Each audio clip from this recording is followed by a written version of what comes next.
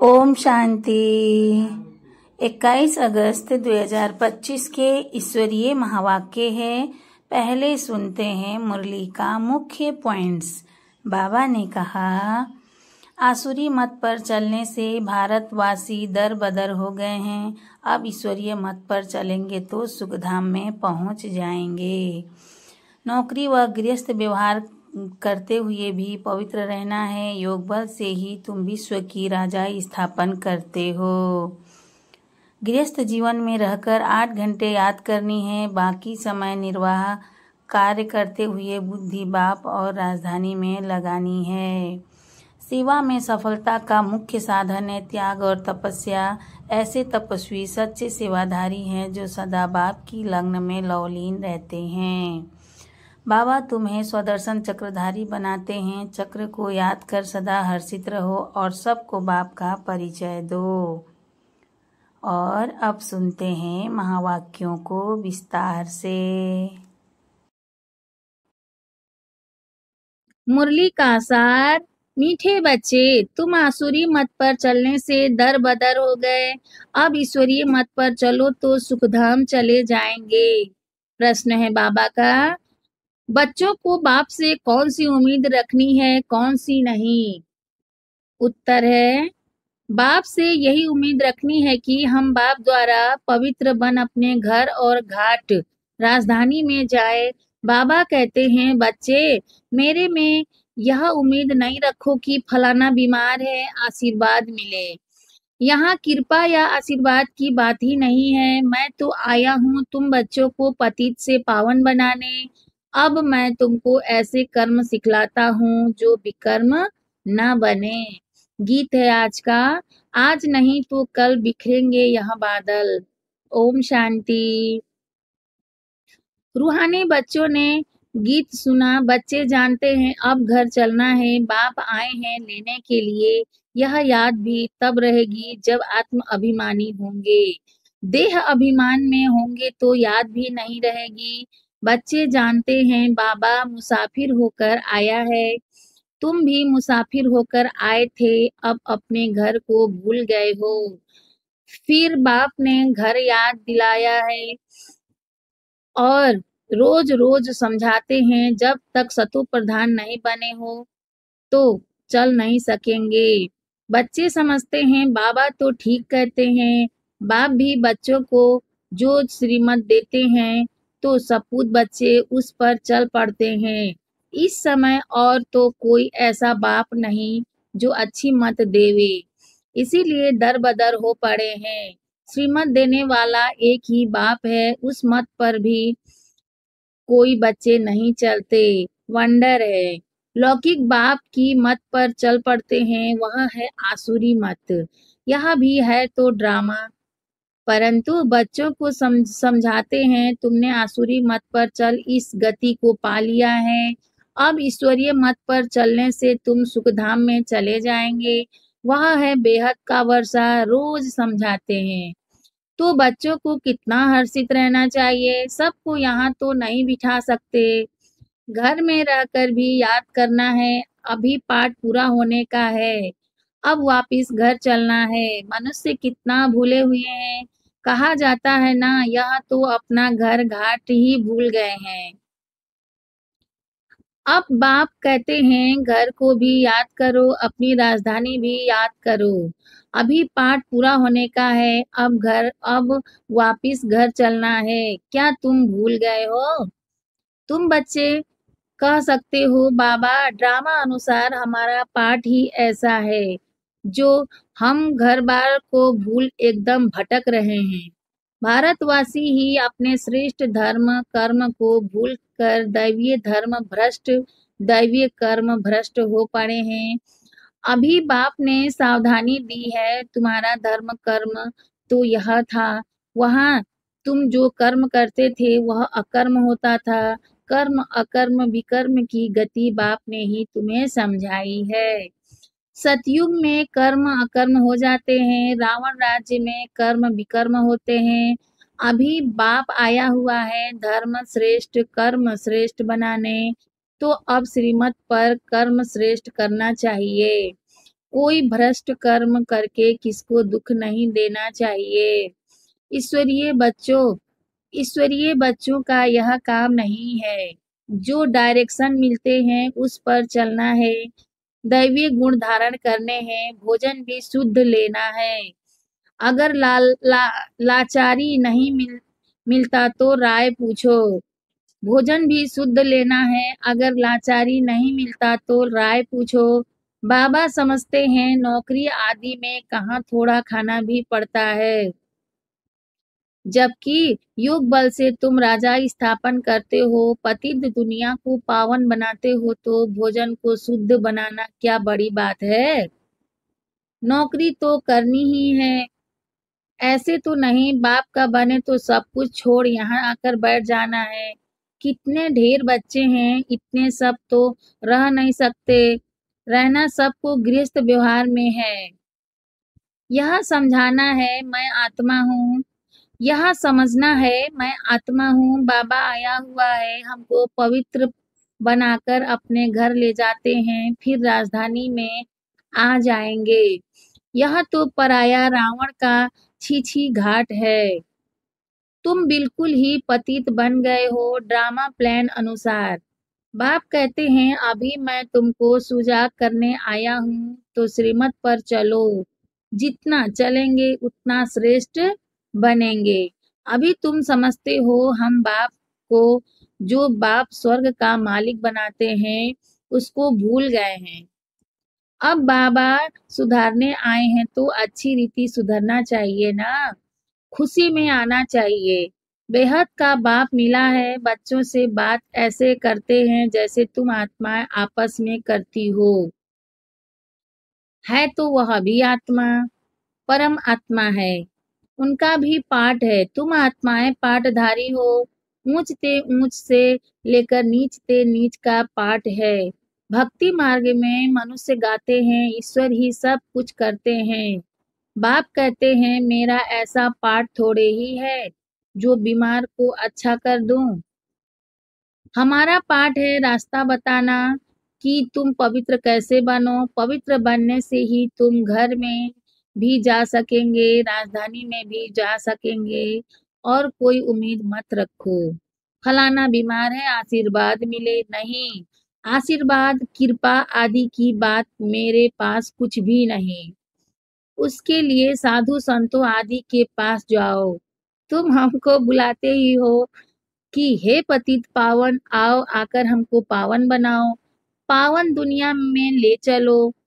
तो बाप पूछते हैं मैं तुमको विषय सागर से निकाल पार ले जाता हूँ, फिर तुम विषय सागर में क्यों फंस जाते हो। भक्ति मार्ग में तुम्हारा यह हाल हुआ है। ज्ञान भक्ति तुम्हारे लिए है। सन्यासी लोग भी कहते हैं ज्ञान भक्ति और वैराग्य, परंतु उनका अर्थ वह नहीं समझते। अब तुम्हारी बुद्धि में है ज्ञान भक्ति, बाद में वैराग्य। तो बेहद का वैराग्य सिखलाने वाला चाहिए। बाप ने समझाया था यह कब्रिस्तान है, इनके बाद परिस्तान बनना है। वहाँ हर कर्म अकर्म होता है। अभी बाबा तुमको ऐसे कर्म सिखलाते हैं जो कोई भी विकर्म न बने। किसी को भी दुख न दो। पतित का अन्न मत खाओ। पतित का अन्न मत खाओ, विकार में मत जाओ। अबलाओं पर अत्याचार ही इस पर होते हैं। अबलाओं पर अत्याचार ही इस पर होते हैं। देखते रहते हो माया के विघ्न कैसे पड़ते हैं। यह है सब गुप्त। कहते हैं देवताओं और असुरों की युद्ध लगी। फिर कहते हैं पांडव और कौरवों की युद्ध लगी। अब लड़ाई तो एक ही है। बाप समझाते हैं मैं तुमको राजयोग सिखला रहा हूँ भविष्य 21 जन्मों के लिए। यह मृत्युलोक है। यह मृत्युलोक है। मनुष्य सत्यनारायण की कथा सुनते आए हैं, फायदा कुछ नहीं। अभी तुम सच्ची गीता सुनाते हो, रामायण भी तुम सच्ची सुनाते हो।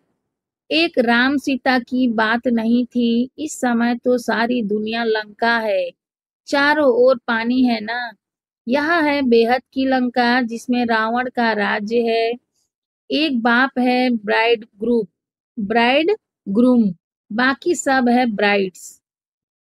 तुमको अब रावण राज्य से बाप छुड़ाते हैं। यह है शोक वाटिका, यह है शोक वाटिका। सतयुग को कहा जाता है अशोक वाटिका। वहां कोई शोक होता नहीं। इस समय तो शोक ही शोक है, अशोक एक भी नहीं रहता। नाम तो रख देते हैं अशोक होटल, अशोका होटल। नाम तो रख देते हैं अशोका होटल। बाप कहते हैं सारी दुनिया इस समय बेहद की होटल ही समझो। शोक की होटल है। खान पान मनुष्यों का जानवरों मिसल है। तुमको देखो बाप कहाँ ले जाते हैं। सच्ची सच्ची अशोक वाटिका है सतयुग में। हद और बेहद का कंट्रास्ट बाप ही बतलाते हैं। तुम बच्चों को बहुत खुशी रहनी चाहिए। जानते हो बाबा हमको पढ़ाते हैं, हमारा भी वही धंधा है, सबको रास्ता बताना, अंधों की लाठी बनना। चित्र भी तुम्हारे पास है, जैसे स्कूल में चित्रों पर समझाते हैं यह फलाना देश है।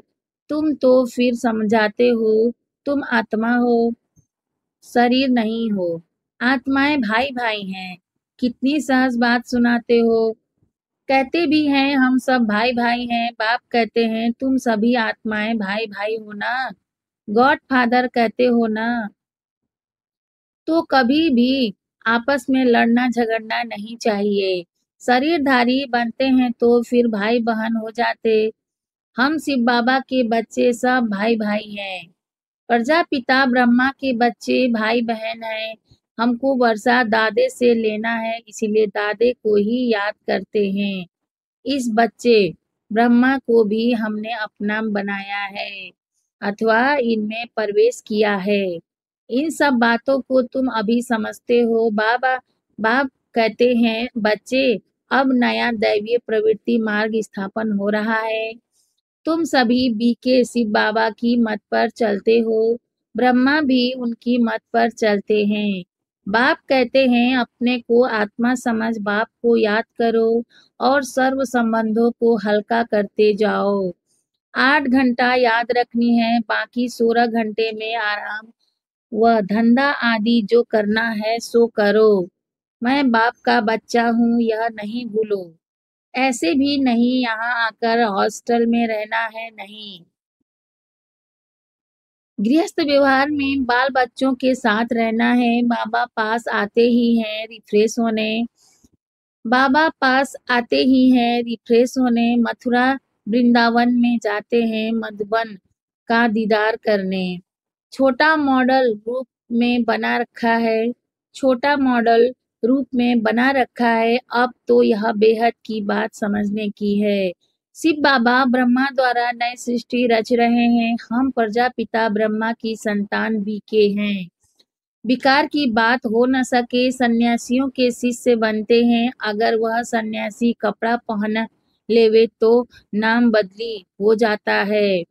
अगर वह सन्यासी कपड़ा पहन लेवे तो नाम बदली हो जाता है। यहाँ भी तुम बाबा के बन गए हो तो नाम रखे रखे ना बाबा ने।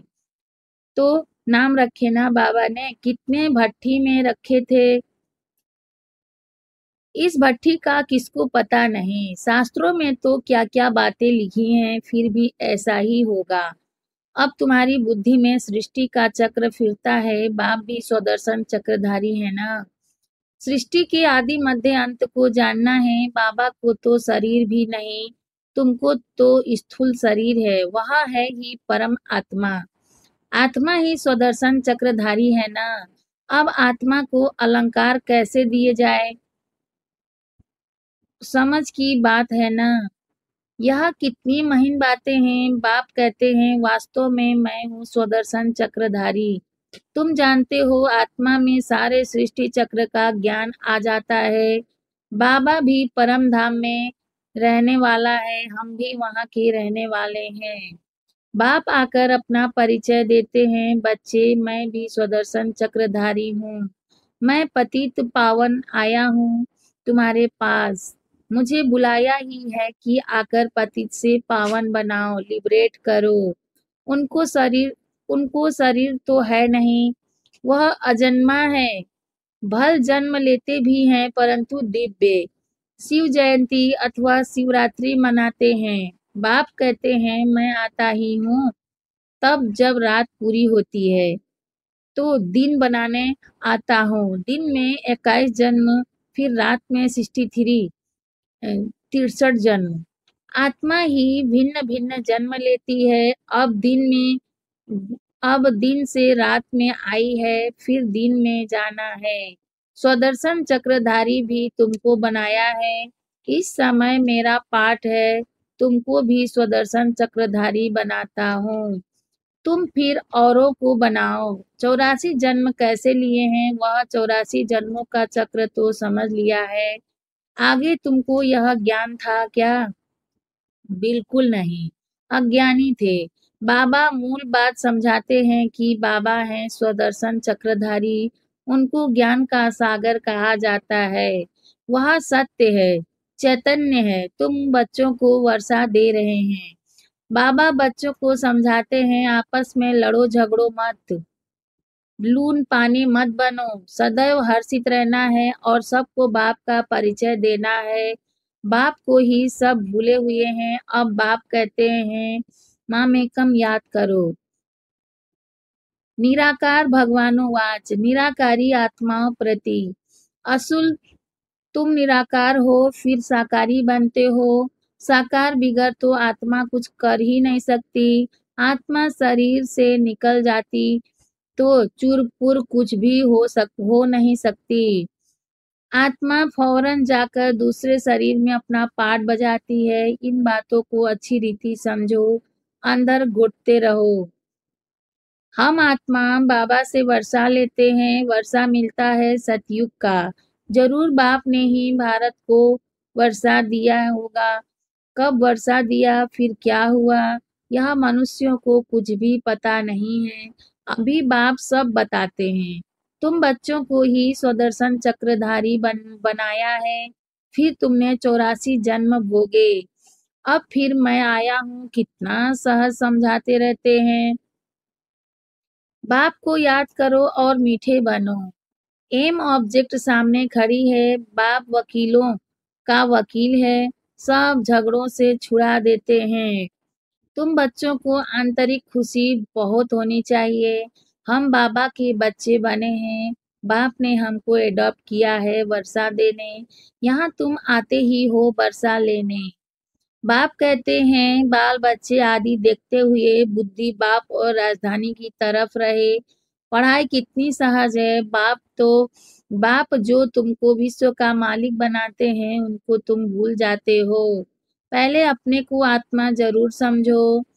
यह ज्ञान बाप संगम पर ही देते हैं, क्योंकि संगम पर ही तुमको पतित से पावन होना है। अच्छा, मीठे मीठे रूहानी ब्रह्मा मुख वंशावली ब्राह्मण कुलभूषण, यह देवताओं से भी ऊंच कुल है। तुम भारत की बहुत ऊंच सेवा करते हो। अभी फिर तुम पूज्य बन जाएंगे। अब पुजारी को पूज्य कौड़ी से हीरे जैसा बना रहे हैं। ऐसे रूहानी बच्चों प्रति माता पिता बाप दादा का याद प्यार और गुड मॉर्निंग। हम रूहानी बाप की रूहानी बच्चों को नमस्ते। हम रूहानी बच्चों की रूहानी माता पिता बाप दादा को याद प्यार गुड मॉर्निंग। नमस्ते बाबा, नमस्ते बाबा, नमस्ते बाबा। शुक्रिया बाबा, शुक्रिया। धारणा के लिए मुख्य सार है। फर्स्ट पॉइंट, श्रीमत पर अब हर कर्म श्रेष्ठ करना है। किसी को भी दुख नहीं देना है। दैवीय गुण धारण करने हैं। बाप के डायरेक्शन पर ही चलना है। सेकेंड पॉइंट, सदैव हर्षित रहने के लिए स्वदर्शन चक्रधारी बनना है। कभी लून पानी नहीं होना है। सबको बाप का परिचय देना है। बहुत बहुत मीठा बनना है। वरदान है आज का, मान मांगने के बजाय सबको मान देने वाले सदा निष्काम योगी भव।